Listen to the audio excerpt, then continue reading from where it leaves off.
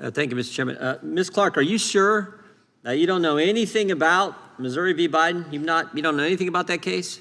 Thank you for the opportunity to clarify. This is a case being handled by our civil division, and I assure you, Chairman, that the Justice Department... Have you read the opinion? The Justice Department is compliant No, I didn't ask that. Did you read the opinion, either from the Western District of Louisiana or the Fifth Circuit opinion? I gleaned the ruling, but it's not a Civil Rights Division case. Well, which is it? Because, first of all, when Mr. Bishop asked, you said you didn't know one darn thing about it. Now you're saying you gleaned or you glanced or what? I appreciate the opportunity to clarify. The Civil Division is handling this case, and the department is compliant with the court's Well, First Amendment rights injunction. are pretty fundamental rights. That's something you don't think the Civil Rights Division should be involved in. This is censorship. Absolutely, Chairman. The First Amendment is a bedrock principle of our democracy. Well, let me go a little different route then. Do politics drive the decisions at the Justice Department today? Politics have no place in the work of the Civil Rights Division. 3 months ago, the New Mexico governor announced a 30-day ban on citizens' right to carry a concealed firearm in Albuquerque and the county that Albuquerque sits in. What did the Justice Department do when the governor did that unconstitutional order? What did the DOJ do in response to that unconstitutional action from the governor of New Mexico? I am generally aware of the matter that you are referring to, but gun control is not a core issue that we handle. Second Amendment, a fundamental right like the First Amendment, it's pretty important, isn't it? These are very important issues to the department. Well, tell me what the Justice Department did when this happened, when the governor imposed this unconstitutional ban.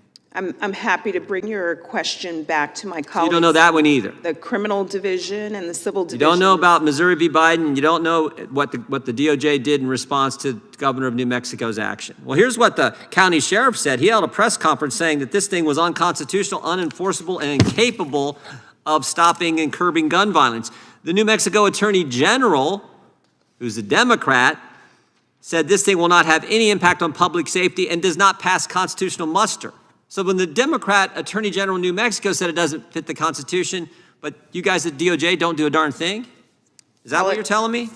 Politics have no place in the work of the Justice Department, Chairman, but are you aware of anything the Justice Department did to that unconstitutional order from the governor of New Mexico?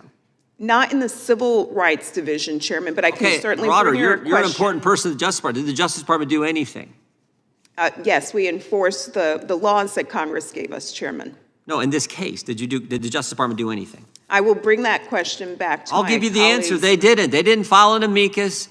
They didn't put any statement of interest. They didn't do a darn thing, which gets back to the point I think Mr. McClintock was making earlier. It shows, I think, how political you are, because when Texas passed a pro-life bill on September 1st, 2021, 8 days later, the Department of Justice announces an investigation into that bill. Now, this is what amazes me. That's a bill that actually passed the state House, passed the state Senate, was signed by the governor, and you guys are in there contesting that 8 days later.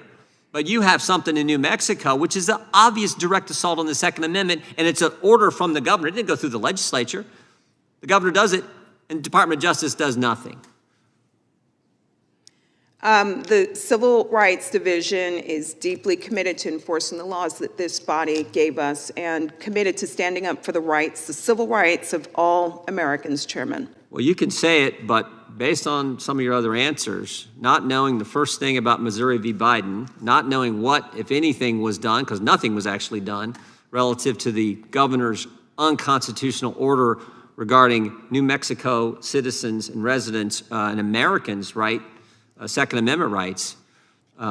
This is why we're so darn concerned. I appreciate the chairman having this hearing. With that, I got 38 seconds. I'd be happy to yield to the gentleman from Arizona. Thank the gentleman for yielding. Ms. Clark, who's Ava Edel?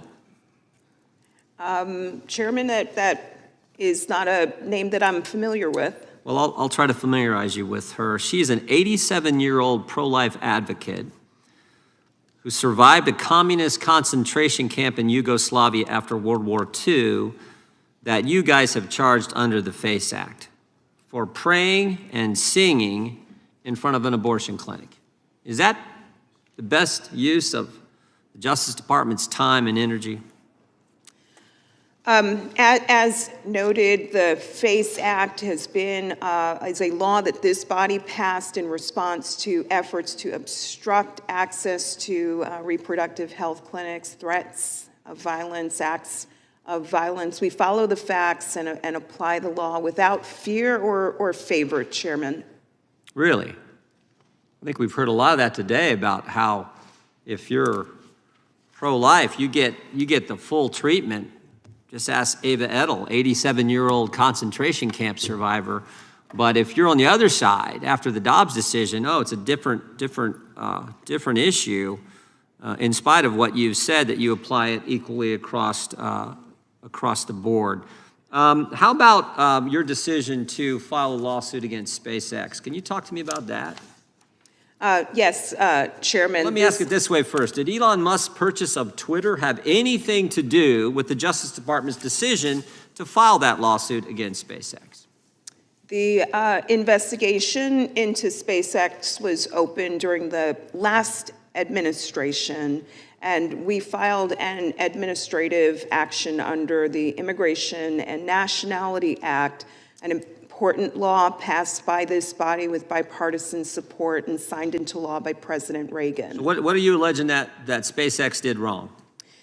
In this case, we allege that the company is not compliant with the anti-discrimination provisions of the Immigration and Nationality Act. This is a law that has been— Who are they discriminating against?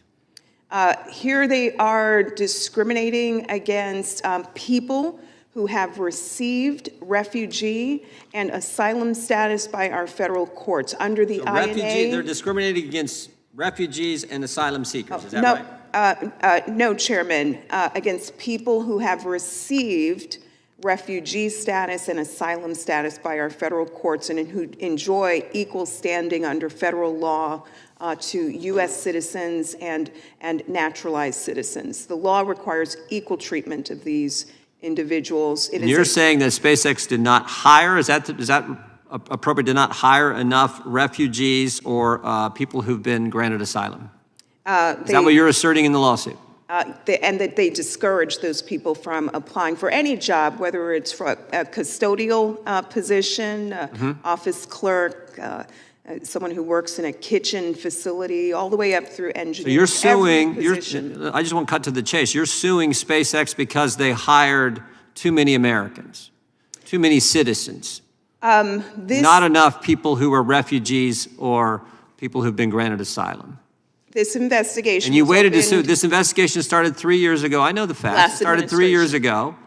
And yet you bring the lawsuit after Mr. Musk purchases Twitter, now X. Is that right?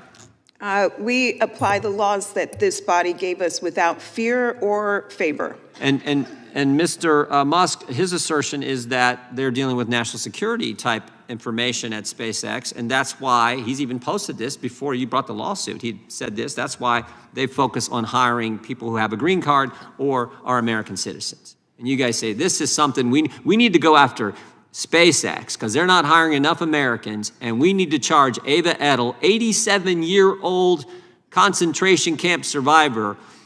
That's what the Justice Department in the Biden administration needs to do. But oh, by the way, we don't know anything about Missouri v. Biden. We didn't weigh in on the issue where a governor of a state told the citizens, they're American citizens, you cannot exercise your Second Amendment rights contrary to the law, contrary to what the Supreme Court has said. And you're trying to tell us today that the Civil Rights Division of the Justice Department is not political. Frankly, I find it almost laughable that you're making that argument because anyone with common sense and any objectivity can see you guys are definitely political.